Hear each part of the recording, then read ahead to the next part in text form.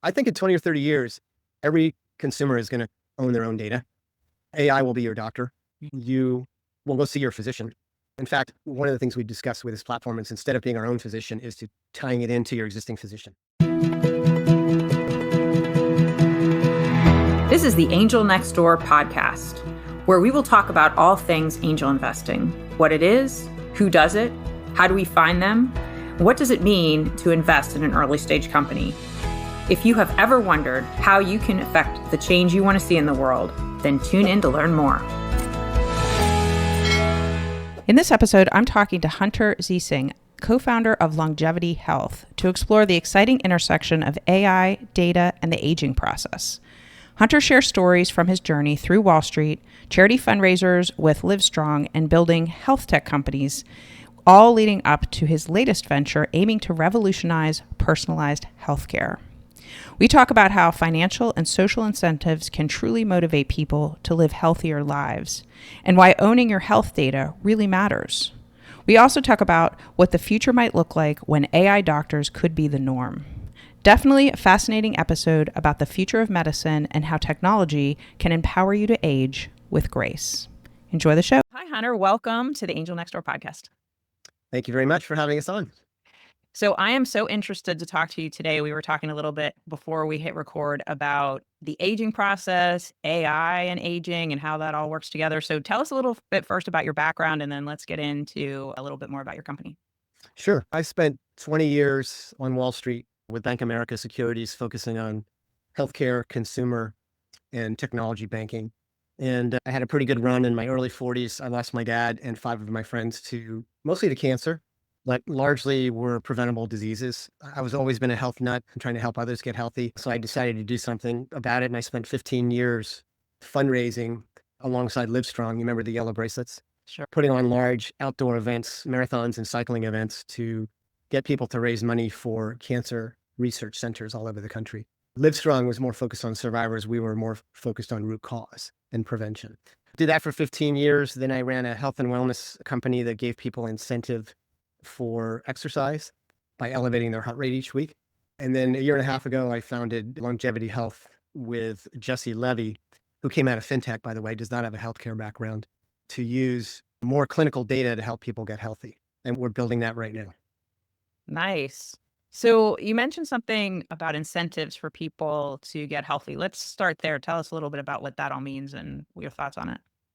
Yeah, so unfortunately, America is sick care.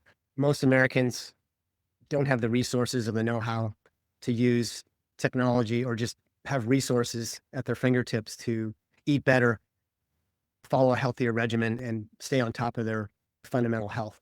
And I think you've heard the term America's sick care. I think half of Medicare's budget each year is end of life, of which largely could be reduced substantially if people were to get ahead of the curve, diabetes, et cetera. So we want to democratize data for individuals, give them a place to put all of their data in one place, layer in some AI on top of that to analyze your specific data, your biomarkers, what's specific to Marcia, not Hunter, to make informed decisions. And then you talked about gamification, and this is the $1 trillion long-term business, is to provide people financial incentives and social incentives to behave better. Sometimes it's not all about the stick, but it's about the carrot and recognition to get people motivated. I don't know if any of your listeners are on Strava. I'm a cyclist. We follow each other on Strava. I know exactly how many miles you've ridden or kayaked or run every day. And there's a big gamification element because people are competing against each other. So we think that adding social determinants of health, in addition to the resources to find the right food and the right things specific to each individual, can motivate people to take on better health. So tell us more about how Longevity Health works right now. Sure. We're an online clinic. It's expensive. It's $11,000 a year. We're a fully MD board certified HIPAA compliant medical practice. It's all online. We do 6 tests, including a DEXA scan. What's that? DEXA scan is a bone density test. It also shows fat in various parts of your body. We do a CGM, a sleep study, a gut biome test, an EKG, and one more is slipping my mind. Our medical team analyzes your data and then comes up with a plan. And then we give you a clinician, a nutritionist, and a dietitian. And then we retest every quarter. It's expensive. It's not a highly scalable product. but we think it's very important for us as we move into AI and go down market with a more affordable product for people to have a clinic behind what we're doing. We've run about 70 patients through the program, and we've had some great clinical outcomes so far. But as I said, it's expensive. It's not as expensive as the bricks and mortar clinics that charge $20,000 to $30,000, or you can go to Peter Attia's clinic. I'm sure you've read his book, Outlive, wonderful book. He's got a waiting list for people to spend $200,000 a year to go to his clinic. Oh my. Yeah. Wow. So tell us more then about the future. Like, how will AI play into all this? What is the end goal? Well, the end goal is a $5 or $10 a month product where consumers own and control all of their own data in one place. Health data, not just your HIPAA data, your wearable data, but any tests that you've had done can all go into this platform. Amazing. We've built that now. We've been testing it. And surprisingly, consumers are not ready for a full AI product, an AI doctor. We think in 5 years, your doctor will be replaced by AI. I think they're already prescribing medicine with AI in Singapore and Israel. The regulatory environment is not ready for it, and consumers aren't ready for it yet. Maybe in San Francisco, you'll get in a driverless car, but in other parts of the country, people aren't quite ready for the full AI doc. They want human intervention. But how will AI work? If you put all of the data in one place, you can use AI to analyze all of your data, plus put in your personal inputs through a voice agent as to what's concerning you in your life, such as your mom had MLS or ALS. ALS, yeah. ALS. And while it's not hereditary, you might have other things in your mind that you can just talk about and put it in there. AI will analyze that data and make recommendations. You can do it all on your own. Throw it into ChatGPT or a Google Drive, and it will analyze it for you.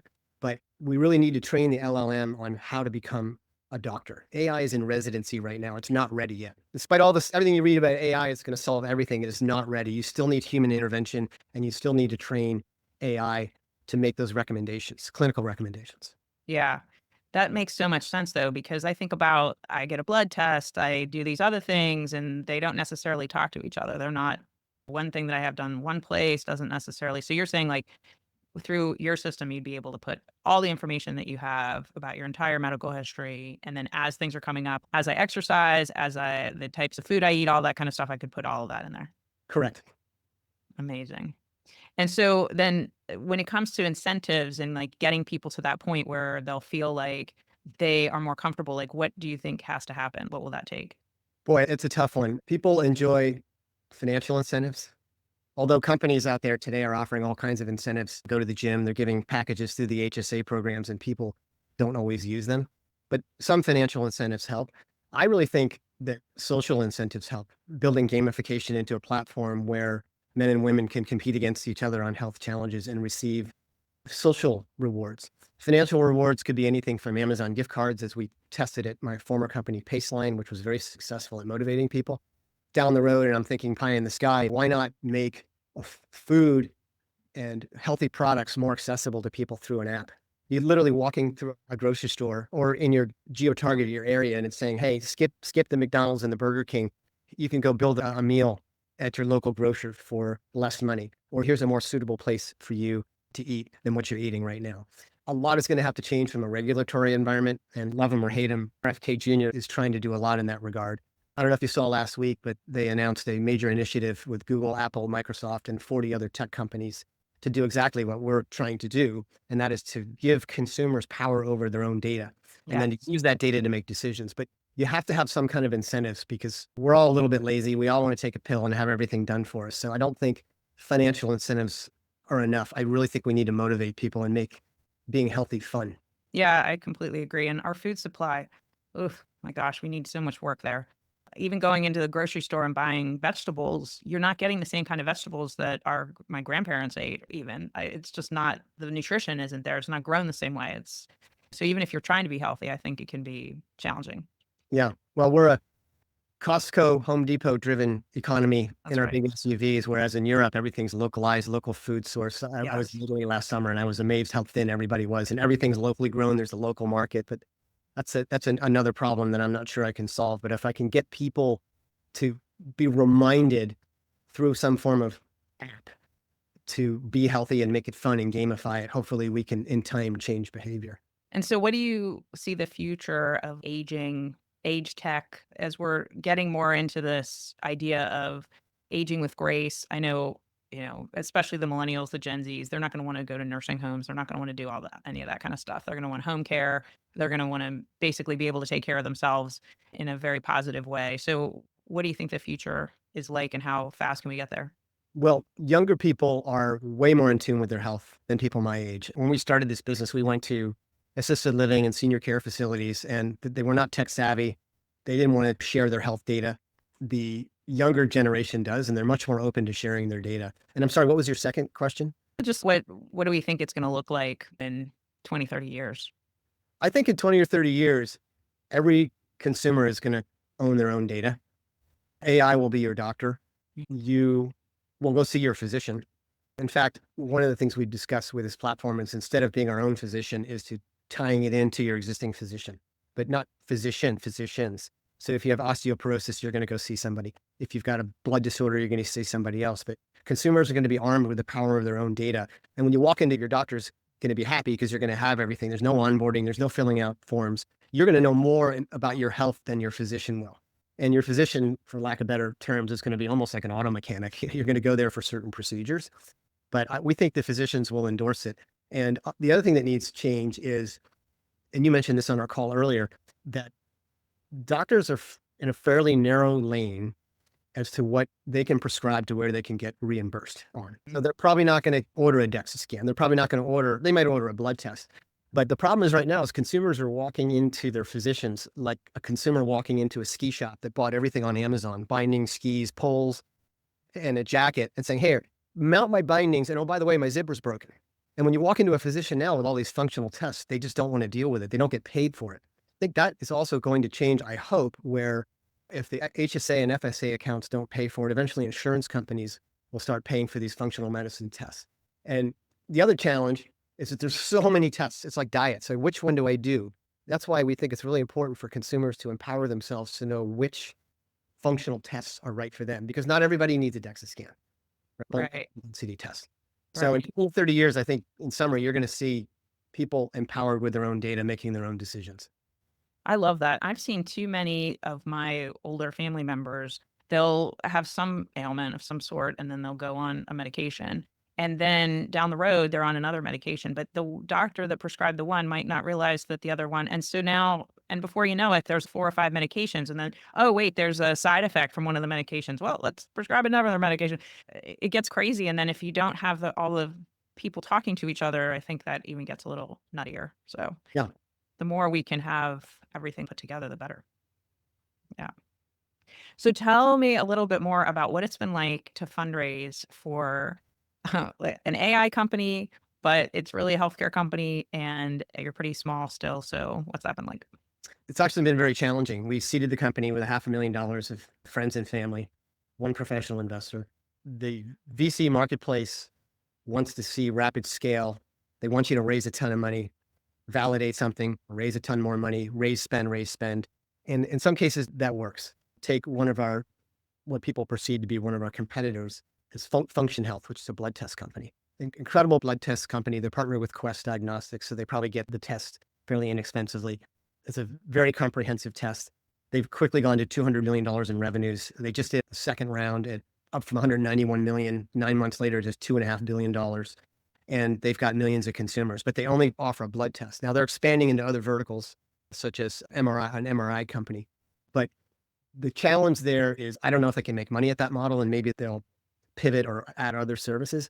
But the VCs are keen on funding highly scalable businesses around a specific vertical.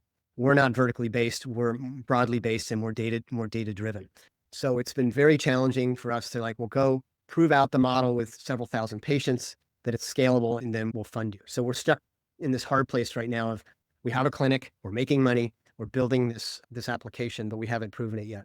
And I'm not to poo-poo the VC game, but if I were investing in privates right now, I would probably spend my time with angel companies, and I would focus in a lane that I know, and I would get involved in groups, because I think that's where the real alpha is going to be generated.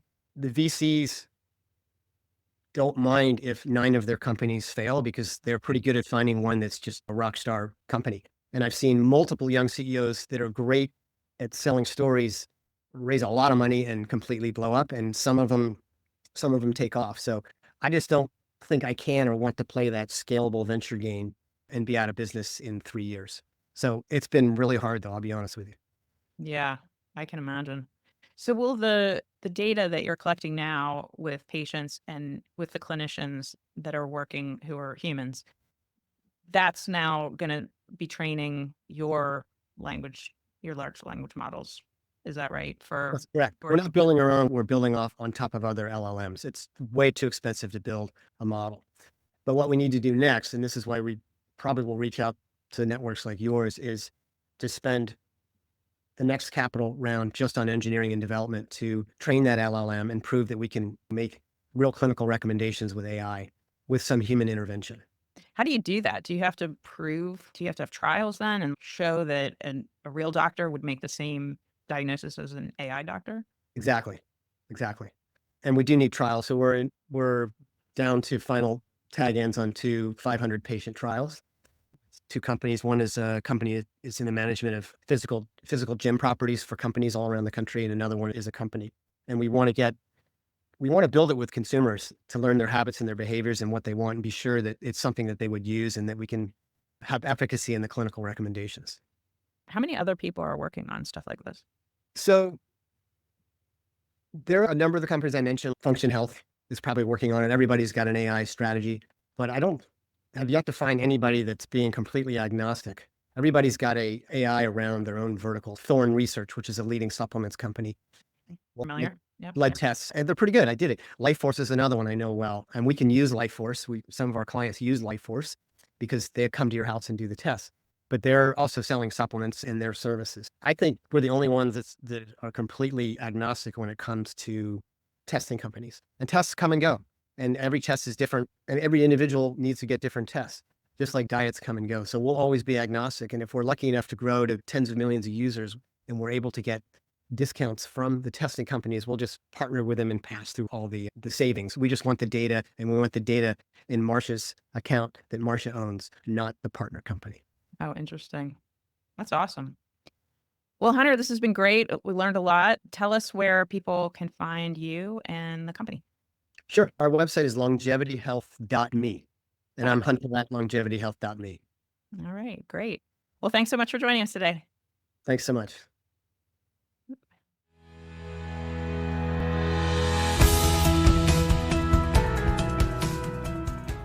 Thanks for listening. To connect with me, visit my website at marciadawood.com. And please subscribe, follow, and leave a review.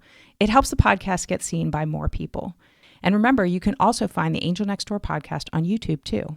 And if you're looking to learn more about investing in the changes you want to see in the world, sign up for Ann and Bill Payne's ACA Angel University classes.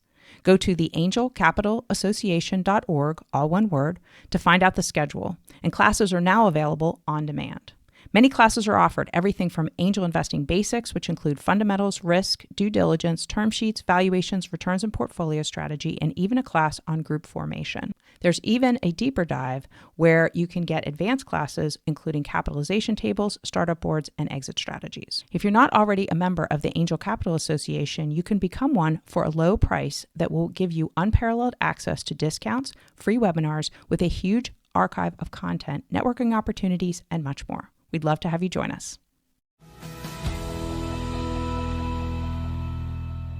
All content for this website is informational and not intended to serve as legal, tax, accounting, or investing advice. While Marcia, that's me, does serve on the SEC Small Business Capital Formation Advisory Committee, my views are my own and not the views of the SEC or my fellow colleagues on the committee. Our speakers and hosts are thoughtfully selected for their educational value, but their opinions are their own and do not necessarily represent the views of the host, me, or the Angel Capital Association, and neither specifically endorse the use of presenters' products or services. Listeners of the podcast should consult their own tax, investing, legal, or accounting advisors before making important financial decisions. All warranties, including accuracy, completeness, and suitability for specific purpose, are disclaimed.